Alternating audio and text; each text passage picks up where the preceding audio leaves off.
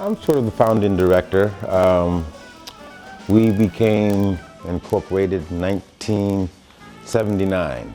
We're right up the street here on 37 Broadway. Since 1984 when I purchased this building, and this is the permanent home of the Williamsburg Music Center. We're very excited about the Brooklyn Jazz Festival and us becoming one of the sites that it's being held around Brooklyn. It's the intellectual side of black music. You can't be very stupid and be a good jazz musician. The two don't go together. Most jazz musicians either they just have a genius for music, or they've gone to music school, they've had lessons since they were a kid. The reason it's so difficult is because you have to improvise over a given of circumstances. Whatever the chord changes in the songs are, you're improvising over a certain song. So I start people out with the vocalists, run them through the stuff. And once they've developed a taste, I'll take them into the bebop and then later into the avant-garde. Because you can't start out there, even if you're enthusiastic about it.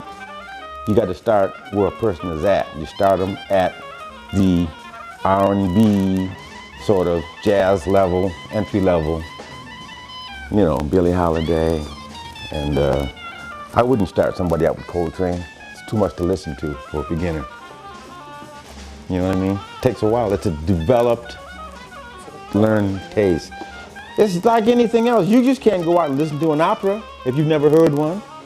You can't go out and watch Shakespeare if you haven't been familiarized with the theater. And you just can't jump in and start listening to jazz if you haven't been exposed to it, if your parents didn't play it or you didn't get it in school. It's difficult. Not that easy to listen to. Before, they used to have what they call these were a series of clubs and places where blacks played all across the country. The biggest black stars, the smallest black stars, all played the same venues around the country. You know, once a month, twice a month, somebody big came to town, but the rest of the time was the local talent or the regional talent. And the talent was right there in the neighborhood. About 80% of my adult life, I've been working in the jazz business.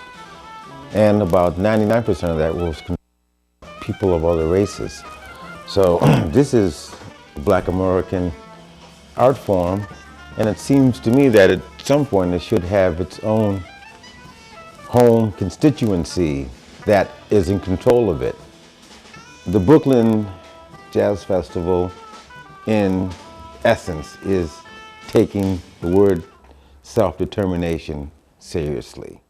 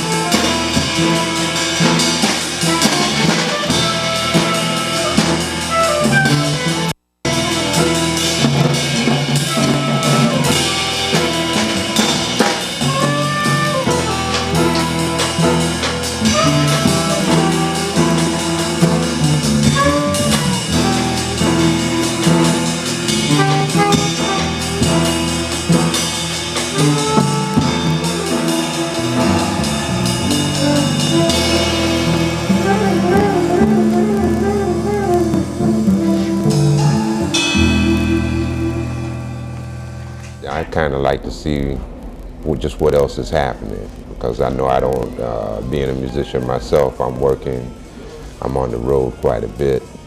So I never get to sit too much in the audience to see, you know, another group, and you know, you never get to really hear how your band sounds either, because you're always on this side and not on that side. You know, that's how you learn. In the records, you know, going to clubs, you know, and just sitting there till they would throw you out because you didn't buy enough drinks. You know, and you try to listen and learn, you know, and it helps to, you know, certainly to form your concept and, you know, how you're going to approach it, you know, positively or negatively. I play the saxophone and a little piano, and I mean, I have a degree in music education, so I know a little bit about a lot of instruments. My first paying gig was at the St. Nicholas Catholic Church up in their gym. It was a dance. They paid us $11 for the whole band. I was playing guitar then. I played electric guitar. When you're the new kid on the block, you know, how many people have run up, oh, how you doing? You know, one or two may, but the majority of the neighborhood, you know, they kind of wait and see. You know, so, you know, with that, it's just one of the things that happen to them, but it happens to everybody. And, you know, it's discrimination everywhere. It happens to me. But you know, we can all, you know, it's not just, you know, because they came to play some music. Because if they're serious, and people say, yeah, then that means everything's all right. Now, after you finish playing, if they still treat you the same way, you might want to go home. Where are you, Billy boy, Billy boy, Billy boy? Where are you, Johnny Billy? I was in this song, and I hope you like it too. Here I am. Where are you, Billy boy, Billy boy, Billy boy? Where are you, Johnny Billy? Here I am.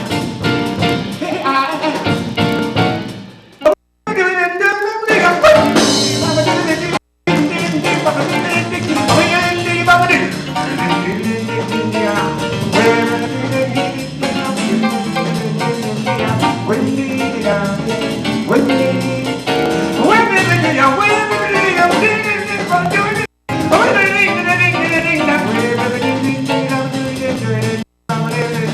I am.